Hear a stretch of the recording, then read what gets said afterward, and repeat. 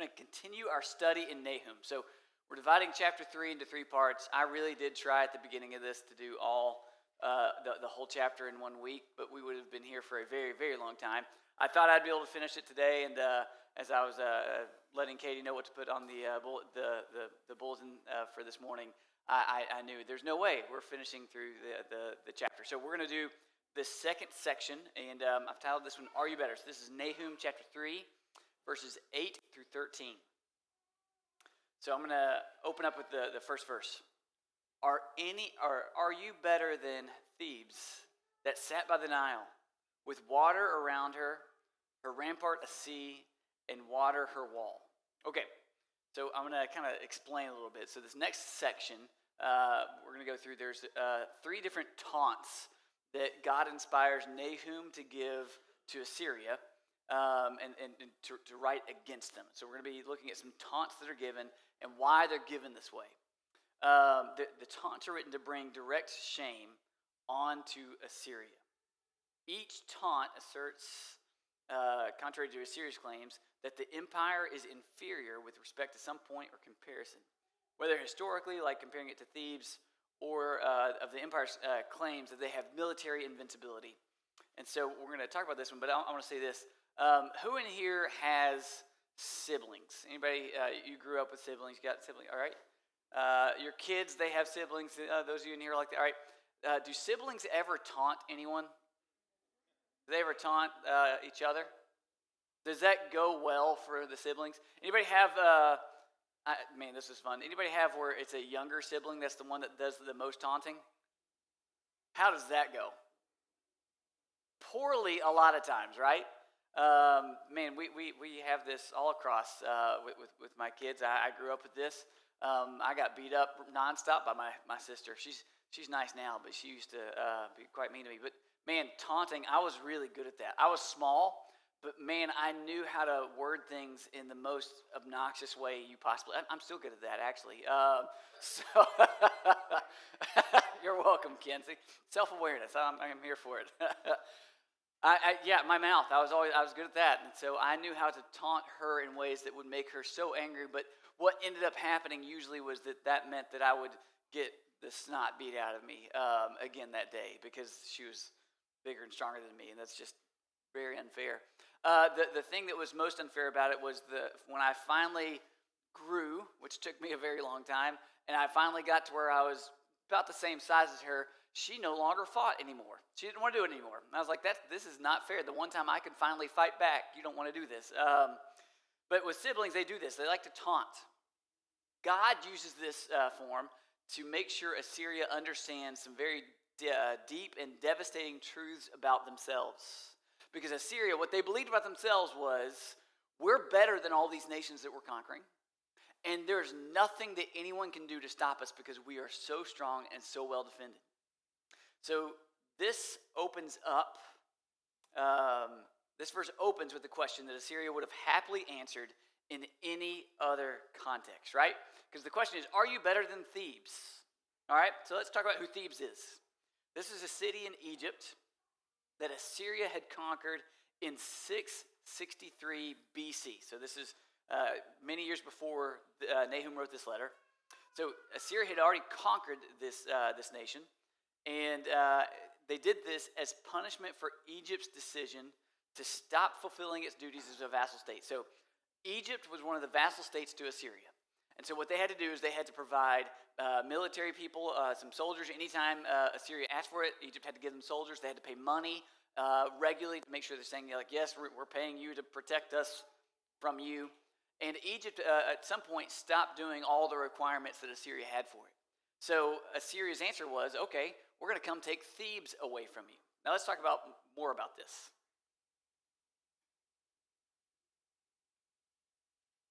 If not for what was already written by Nahum, Assyria would have eagerly defended that they were significantly better than Thebes. They've already conquered the city. This is almost like what we do when we like to make lopsided comparisons for ourselves to justify the areas of dark sin. Right? So whenever something comes out or somebody calls us out for something that's in our lives, a lot of times what our easy go-to thing to do is we'll look at other people and say, but I'm better than that person, right? And you pick the lowest hanging fruit, right? We'll go, just real easy with it, right? Well, I'll pick, who am I going to pick? I'll pick Andrew. I'm better than Andrew, right? I'm doing better than him. I'm really not, but but we'll make the comparison for fun. What we'll do is we'll compare ourselves to somebody else that's failing in a way we're not, and we'll say, look at the bad things they're doing. I'm not doing that, so that means I'm better than them, and you can lay off me because if I'm better than them, then I'm doing okay. It almost seems like an unfair question that automatically has Syria in an advantage, right? It seems like Nahum asking Syria, are you better than Thebes? Well, it seems like the obvious answer would be, yeah. I mean, in the way that Assyria sees things, Assyria conquered them. They're stronger than them. They're more defended. They've got everything that Thebes doesn't have. They're independent. But God welcomes Assyria to actually look and make a real comparison, just as he does for us. So God is not afraid of this unfair comparison. Because again, for Assyria, and even the nation of Judah, they might have thought, as Nahum's being inspired, he's thinking, well, wait, God, do you want me to ask Assyria if they think they're better than Thebes? God, they do think they're better than Thebes. They defeated Thebes. And I think God's saying, yeah, I want you to ask them anyways. Because they think they're better than Thebes, but they're not. But he welcomes this same comparison for us as well. Because when we like to pick these people and we'll say, well, I'm better than that person, I'm better than this person, I didn't do that thing. What we're doing is we're making a couple assumptions. First of all, we're saying to God, their sin is worse than my sin. Whose sin does God hate most? We're all equal in that capacity, right? If you have placed your faith in Christ, God's hatred of your sin went to the cross, and you should be thankful for that every single day. That's why we're having communion today, right? We're showing thankfulness that our sin has been paid for. But God hates sin. So when I make these comparisons saying, well, I'm better than that person, I'm trying to say my sin doesn't offend God as much as that person's sin does. Is that true? Absolutely not. In fact, I think we have to make another question, right? Because a lot of times we'll say, we'll pick the big bad sins. We'll say, since I didn't do that, then that means I'm better. I'm doing pretty good. Maybe you've never committed adultery, and you think you're better than anyone else that does. I think we can go to this question. So this would be a similar question, right? Are you better than David, King David? Was King David a pretty godly man for a lot of his life, right? What do we see in King David's life that led to such deep and devastating failure? Several small, poor choices that led to a couple really bad, poor choices. Do you know what's the difference between, what's the only reason that you haven't fallen into more grievous sin that you already have? The thing that's in between you and committing the worst sin you can think of. It's just a few choices, right? It's certain circumstances and just a few choices. So when we look at people who have fallen into devastating sin and we think, I'm better than them, you're wrong. Just as Assyria is not any better than Thebes, none of us are better than people who have made worse mistakes than us, because all of us are only a few small choices and a couple big choices away from making the worst decision of our lives. No one in here is invincible to any type of sin. We're going to talk about how to defend against that in a little bit, but I want to make sure we understand this. God's saying, hey, Assyria, you think you're better than Thebes. You're not. You're only a few small decisions away from total wreckage in your life with one big bad decision. That belief, I would never, is very dangerous, right? If your protection of yourself against sin, if you think, okay, the way I'm going to guard my heart against whatever sin is I'm just going to keep believing I'm stronger than that and I'm better than that. I would never do that. Watch out. Because a lot of people who would never did. Right? I mean, goodness, we can go to murder, and most people in this room, if I ask you, hey, you think you're a couple weeks away from murdering somebody, who in here is going to raise your hand and answer yes? We are. This is recorded, so raise your hand. I'd like to. Of course not. Anyone in here brave enough to admit that there are circumstances that could lead you to small and big choices that could put you in a position where that might become a real decision for you? 100%. I mean, for me, I just think if somebody harmed one of my children in a horrendous manner, do you know what would be in my heart almost instantaneously? At least hurting someone, and that could very quickly get to, I'm going to kill him, right? I could get there. I know I could. So I can't say I would never. I have to do something different. Where I have to live is Christ, protect me from that, and Spirit, give me the wisdom to see the danger in my small choices. So I want Jesus to protect me from the circumstance that would lead me to doing something awful, to making one of these giant life-altering decisions that would wreck my life. I want Christ to protect me from it. I don't want to walk through that. But when I do, because sometimes we walk through dark roads and suffering, right? That's part of this life.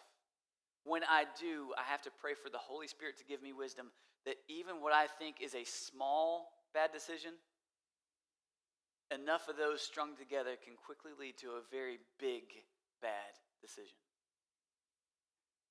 Thebes was hundreds of miles south of Egypt's northeast border and was presumed to be safe from Assyrian threat. It was far away, right? It was also really well defended, okay? So it talks about set by the Nile and with water around her rampart sea and the water, her wall. So Thebes, actually the Nile River runs directly through the middle of the city of Thebes. That was a vulnerability of sorts, but this is actually pointing to the belief, Assyria's belief, that she was unconquerable because of her defenses were so much greater than others that she conquered. So Assyria, what they believed about themselves, we are so well defended, no one could ever take one of our cities. Many of Thebes' royal temples were surrounded by sizable walls, which are compared to Assyria's own immense water defenses. But Assyria believed that they were so much better than these weak little cities and nations that nothing and no one could ever conquer them. Just as we see in our individual lives, this belief from a nation is extremely and dangerously wrong. Assyria was just several small choices and a few big ones away from being conquered by Babylon, which they also believed was beneath them, right? So the danger was, what they thought was, we will never fall to anybody else. We'll never mess up. We'll never be taken over. Nothing's ever going to happen to us because we are so strong. All right, as individuals, if your protection against sin in your life is, I'm just going to be strong all the time and I'll never make a poor choice. How long is that going to last? Until somebody cuts you off on the way down the road today, right? And then suddenly there goes that defense, right? Until you find yourself frustrated, angry, and just in a bad mood and think, you know what? Something else would make me feel better.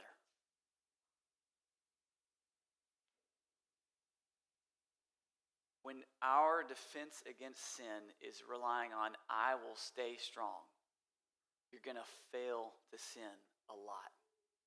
Because guess what we all are many, many times? Weak. All right, that was the first verse. We got to keep going.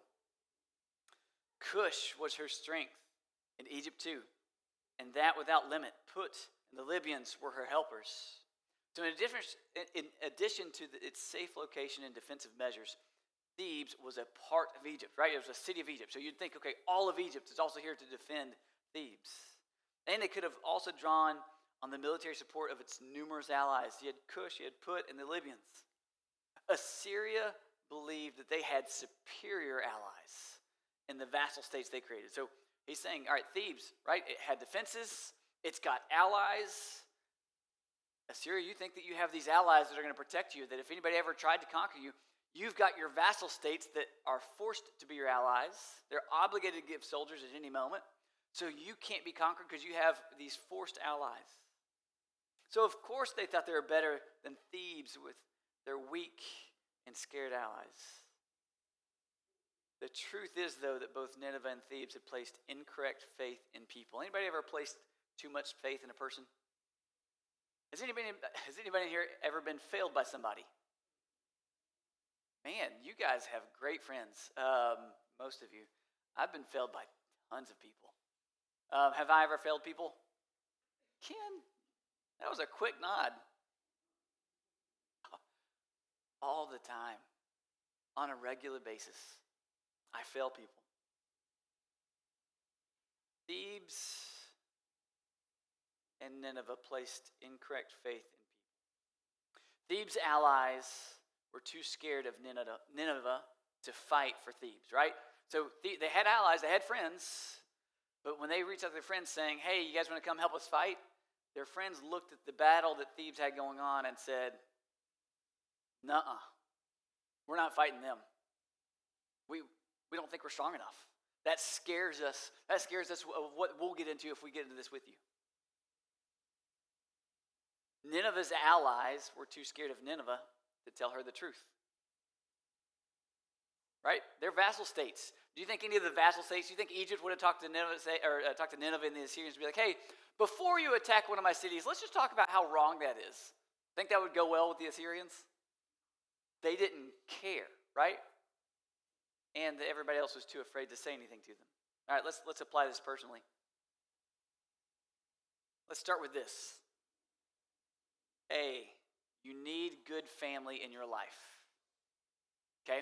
Need that. You are born with a family, and I pray that you were born with a great one, or that the one that you were born with is becoming better with each passing year. But you also get to expand on who your family is throughout your life, right? And I'm not talking about just having kids. I mean, you get to choose people to be family with. I pray that you're choosing to chase after family inside of our church. That is one of the ways that God has called us to live out our lives is as a family together, right? Bearing burdens together, sharing needs, rejoicing together, walking through life together. You do need good family in your life.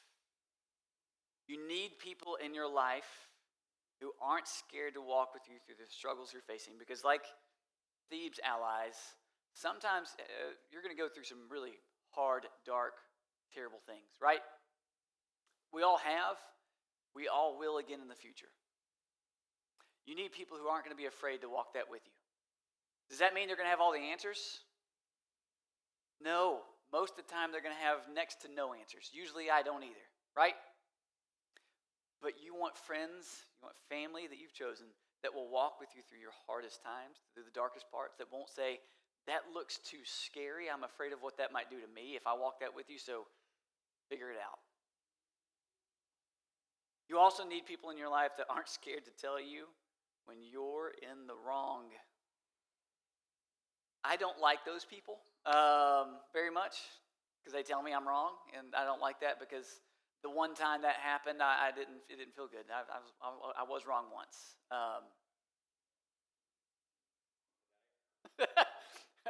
Once the past minute. That's I think the longest I've ever gone. It was a record for me. Need friends that aren't afraid to walk through the hardest things, to be by your side even if they're silent. You also need friends who aren't afraid to tell you when you're wrong. Need that. But even those good friends that walk with you through the hardest things, that tell you the truth even when it's uncomfortable, guess what they're going to do at some point? They're going to fail you. Even the best ones, they're going to fail you. And if you place all of your faith in your struggle against failure in people, they will let you fail by failing you. You have to take complete accountability for your own choices and not live your life blaming the people who have failed you. The only person who is worthy of all of your faith is God, no person. So even though we're built to need this community, we have to live in this community knowing the people that are going to walk with me through my dark times, they're going to trip sometimes. They're going to forget to show up sometimes. They're going to not think about something that's hard for me. And that needs to be something that I can forgive and get past because I've chosen to be family with them, and they're going to fail me. Everybody's going to fail me at some point. And where my faith needs to be is in the Lord completely. Let's continue. Yet she became an exile. She went into captivity, and her infants were dashed in pieces at the head of every street. For her honored men lots were cast, and all her great men were bound in chains. So despite all these advantages, Thebes fell to the Assyrians, right? Again, they're far away, they're isolated, they're defended, but nothing could stop the Assyrians from taking over this city. They suffered the shame and violence that came from a defeat from Assyria. Citizens were taken into exile. Children were slaughtered. Men were sold into slavery or taken as captives of war. Assyria's problem was perspective, okay? So again, their perspective, when they're looking at Thebes and them, they're doing the comparison. They're like, yeah, of course we're better than Thebes. We defeated them, we're stronger than them, we're better than them. Whatever they had as defenses, ours are better. Whatever they had as a military, ours is better. They believed they were better than Thebes because they were able to commit these terrible acts against them. But if they were able to zoom out, even just for a moment, and gain a view of God during these acts, they would see something very different. Right? If instead of saying, we're so powerful, we can do whatever we want to all these people. We can harm them in any way we want to because they are weak and we're strong. If their perspective zoomed out and they saw God watching them commit these evil atrocities,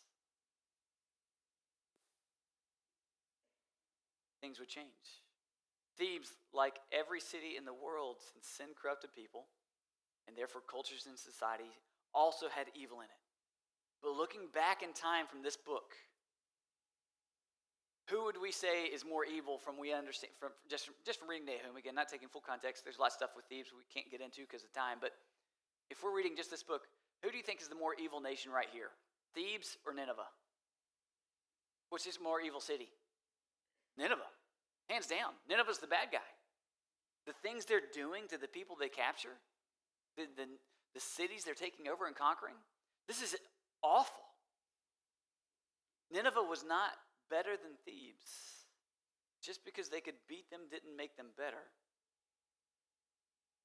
And just because you can beat someone at whatever spiritual or moral competition that you put inside of your mind or your heart does not make you better than them. We can also see that Thebes could have easily become Nineveh given the right circumstances and the wrong choices. Here's the point of this.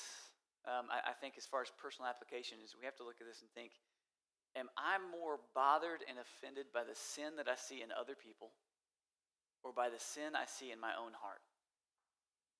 There's only one right answer. If the sin of others bothers you more than the sin that you allow to just live in your own heart, you have a problem of self-righteousness.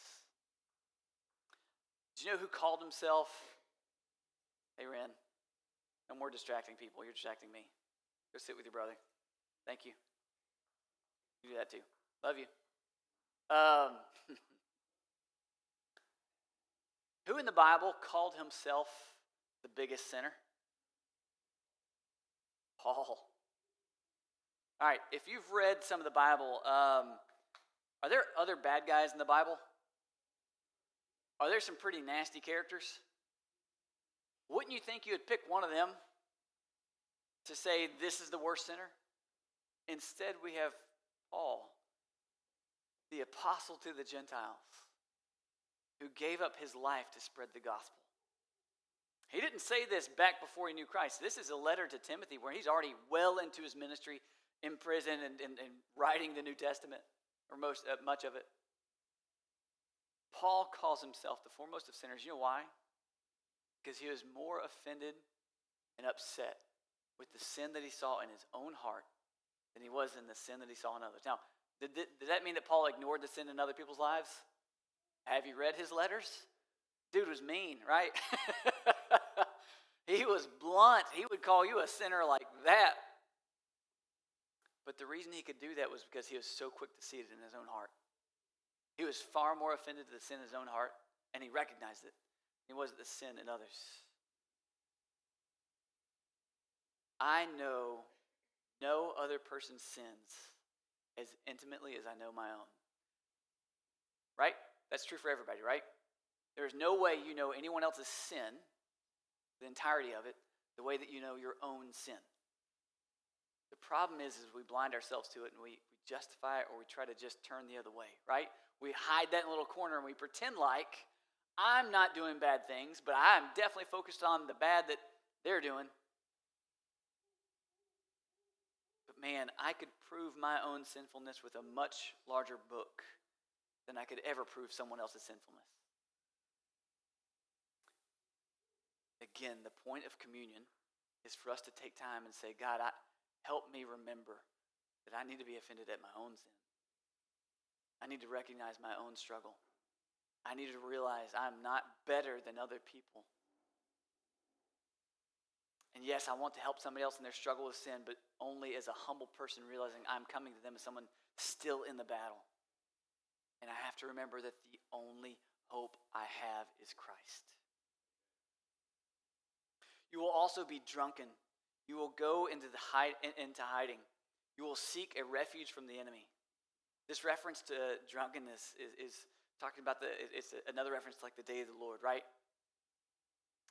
So it's referring to how much the Assyrians are going to drink of the Lord's wrath.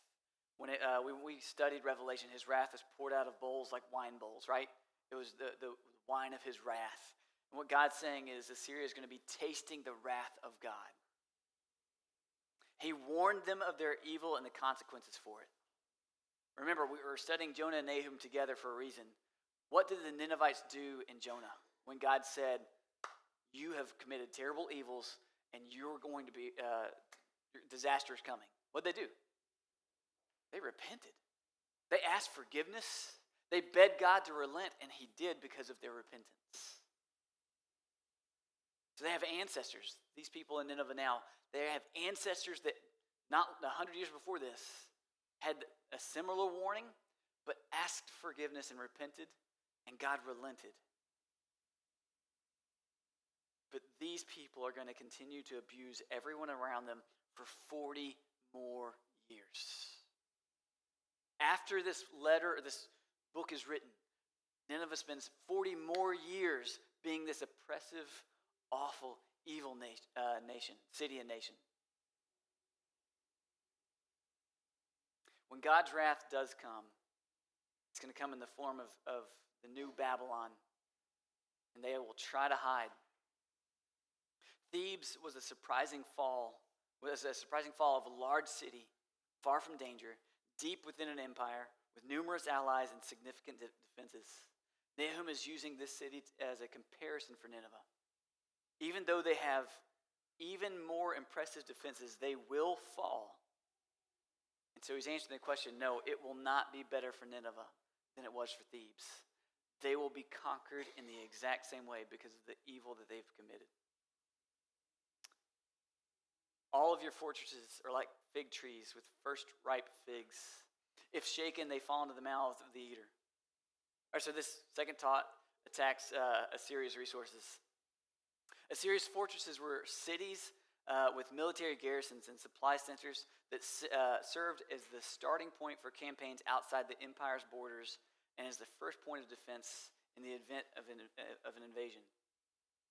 They would have been extremely impressive, and Assyria believed that they were impenetrable.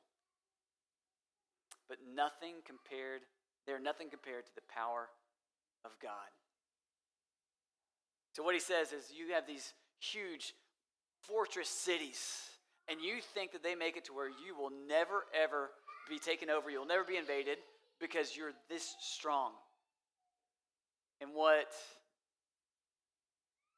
What God says is your fortresses, their strength, they're about as strong as a fig tree where the figs have gotten really ripe and all it takes is bumping up against the tree for the figs just to fall down for them to be eaten.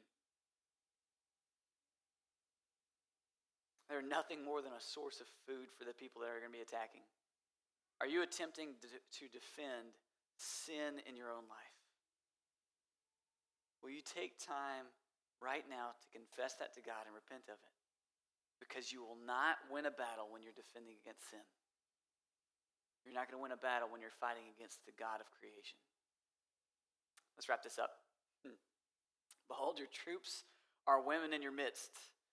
The gates of your land are wide open and to your enemies. Fire has devoured your bars. Okay, so I want to make sure we cross this here. This is not Nahum trying to be just simply sexist, okay? Especially at this time in history, all people that served as soldiers in military were men. Because fighting during this time required physical force, right? It was fighting hand-to-hand combat, sword to sword, spear to spear. That was the type of combat they were fighting. So these forces were made up of men, right? Biologically, men are stronger. And that's why these men were the ones fighting. And so the way Nahum taunts them next is he says, your soldiers fighting will be as if you just put a bunch of women on the field to fight against battle-hardened male warriors from another military. Assyria's troops are not going to be able to resist anything. Even their defenses will become easily overcome. So it says that their gates were shut, but then the bar that was holding them closed is going to be burned, and the cities would fall. Again, the same is true when we try to defend sin in our lives. It's never going to go well. Will God allow disaster to come to you personally when you defend sin in your own life? If that's what it takes. Is it because he just can't wait to punish you? That's God's waiting around saying, how can I hurt these people today? I'm in the mood to punch somebody because they're being bad. Is that God's attitude? Of course not. God's our loving Father. Do fathers punish their children? Do they discipline their children when they're doing wrong things? A good father does. There is no better father than God in heaven.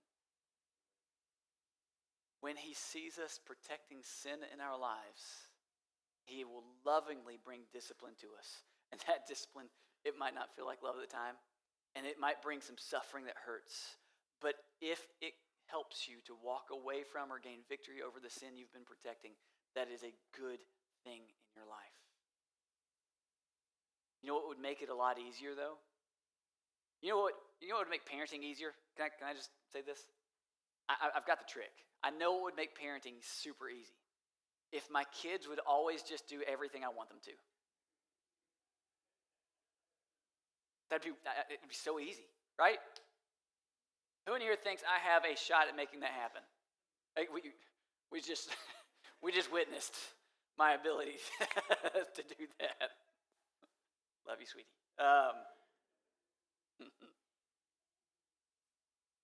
If I could do that, it would be easy. I can't.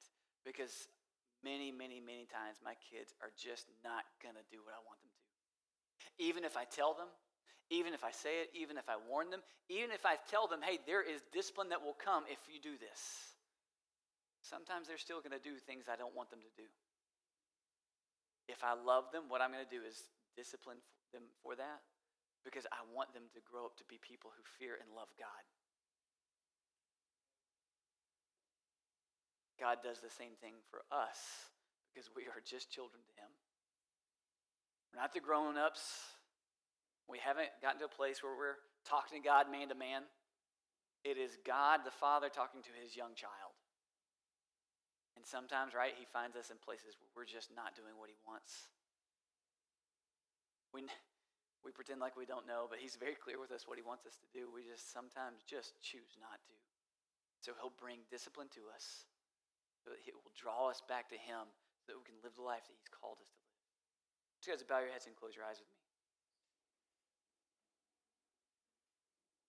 Have you been defending sin in your life by comparing yourself to others, saying, well, I'm better than that person?